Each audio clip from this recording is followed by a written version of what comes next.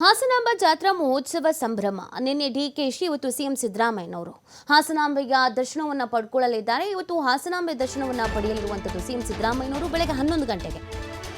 ಸಿದ್ದರಾಮಯ್ಯನವರಿಗೆ ರಾಮಲಿಂಗಾರೆಡ್ಡಿ ಅವರು, ಉಸ್ತುವಾರಿ ಸಚಿವ ಕೃಷ್ಣ ಬೈರೇಗೌಡ, ಹಾಗೆಯೇ ಸಂಸದ ಶ್ರೇಯಸ್ ಪಟೇಲ್ ಸೇರಿ ಹಲವು ನಾಯಕರು ಸಾಥ್ ನೀಡ್ತಾ ಇದ್ದಾರೆ. 2 ದಿನಗಳಿಂದ ಹಾಸನದಲ್ಲೇ ಮೊಕ್ಕಾಂ ಹೂಡಿರುವಂಥ ಕೃಷ್ಣ ಬೈರೇಗೌಡ ಹಾಸನಾಂಬೆ ದೇವಿಯ ಸನ್ನಿಧಾನದಲ್ಲಿ ಪೊಲೀಸ್ ಬಿಗಿ ಭದ್ರತೆಯನ್ನು ಕೂಡ ಕಲ್ಪಿಸಲಾಗಿದೆ. ಇವತ್ತು ಬೆಳಗ್ಗೆ 11 ಗಂಟೆಗೆ ಸಿಎಂ ತೆರಳ್ತಾ ಇದ್ದಾರೆ. ಸಿಎಂಗೆ ರಾಮಲಿಂಗಾರೆಡ್ಡಿ ಅವರು ಸೇರಿದಂತೆ ಅನೇಕ ನಾಯಕರುಗಳು ಸಾಥ್ ನೀಡ್ತಾ ಇದ್ದಾರೆ ಅನ್ನೋದ್ರ ಬಗ್ಗೆ ಮಾಹಿತಿ ಸಿಗ್ತಾ ಇದೆ.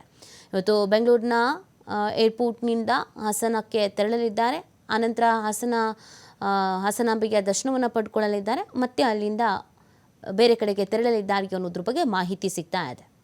ನಿನ್ನೆ ಡಿಸಿಎಂ ತೆರಳಿದ್ರು, ಇವತ್ತು ಸಿಎಂ ತೆರಳ್ತಾ ಇರೋದು. ಸಿಎಂ ತೆರಳುವಂಥ ಹಿನ್ನೆಲೆಯಲ್ಲಿ ಹೆಚ್ಚಿನ ಭದ್ರತೆಯನ್ನು ಸಿದ್ಧತೆಯನ್ನು ಮಾಡಿಕೊಳ್ಳಲಾಗಿದೆ.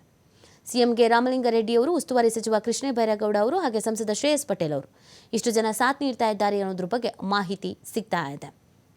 ಕೃಷ್ಣ ಬೈರೇಗೌಡ ಅವರು 2-3 ದಿನದಿಂದ ಅಲ್ಲೇ ಬಿಡ್ಬಿಟ್ಟಿದ್ದಾರೆ. ಯಾಕಂದರೆ ಉಸ್ತುವಾರಿ ಸಚಿವರು ಅವರು ಹಾಸನ. ಸೊ ಹಾಗಾಗಿ ಯಾವುದೇ ಗೊಂದಲ ಆಗಬಾರ್ದು, ಅಹಿತಕರ ಘಟನೆಗಳು ನಡೀಬಾರ್ದು, ಅವಘಡಗಳು ಸಂಭವಿಸಬಾರ್ದು ಅನ್ನುವಂಥ ನಿಟ್ಟಿನಲ್ಲಿ ಬಹಳ ಎಚ್ಚರಿಕೆಯನ್ನು ವಹಿಸಿದ್ದಾರೆ. ಖುದ್ದಾಗೆ ಅವರೇ ಪ್ರತಿಯೊಂದನ್ನು ಗಮನಿಸ್ತಾ ಇದ್ದಾರೆ.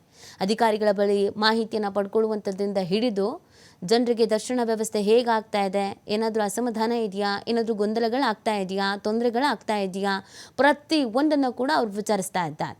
ಸೊ ಇವತ್ತು ಸಿಎಂ ಭೇಟಿ ಕೊಡ್ತಾ ಇರುವಂಥದ್ದು. ನಿನ್ನೆ ಡಿಕೆಶಿ ಫ್ಯಾಮಿಲಿ ಸಮೇತ ಹೋಗಿ ಭೇಟಿ ಕೊಟ್ಟಿದ್ದರು. ಪ್ರತಿ ವರ್ಷವೂ ಕೂಡ DCM ಅಂದರೆ DK ಶಿವಕುಮಾರ್ ಅವರು ಭೇಟಿ ಕೊಡ್ತಾರೆ. ಅದೇ ರೀತಿಯಾಗಿ ಈ ವರ್ಷವೂ ಕೂಡ ಭೇಟಿ ಕೊಟ್ಟಿದ್ದರು. ಇದೀಗ ಸಿಎಂ ಇವತ್ತು ತೆರಳ್ತಾ ಇರುವಂಥದ್ದು. ಸಿಎಂಗೆ ಕೆಲವು ನಾಯಕರುಗಳು ಸಾಥ್ ನೀಡಲಿದ್ದಾರೆ ಅನ್ನೋದ್ರ ಬಗ್ಗೆ ಮಾಹಿತಿ ಸಿಗ್ತಾ ಇದೆ. ಬಿಗಿ ಭದ್ರತೆಯನ್ನು ಕೂಡ ಕಲ್ಪಿಸಲಾಗಿದೆ. ಸನ್ನಿಧಾನದಲ್ಲಿ ಪೊಲೀಸ್ ಭದ್ರತೆಯನ್ನು ಹೆಚ್ಚಿಸಿರುವಂಥದ್ದು. ಯಾವುದೇ ಕಾರಣಕ್ಕೂ ಯಾವುದೇ ರೀತಿಯಾದಂಥ ಅವಘಡಗಳು ಸಂಭವಿಸಬಾರ್ದು ಅನ್ನುವಂಥ ಹಿನ್ನೆಲೆಯಲ್ಲಿ ಹೆಚ್ಚಿನ ಭದ್ರತೆಯನ್ನು ಕಲ್ಪಿಸಲಾಗಿದೆ.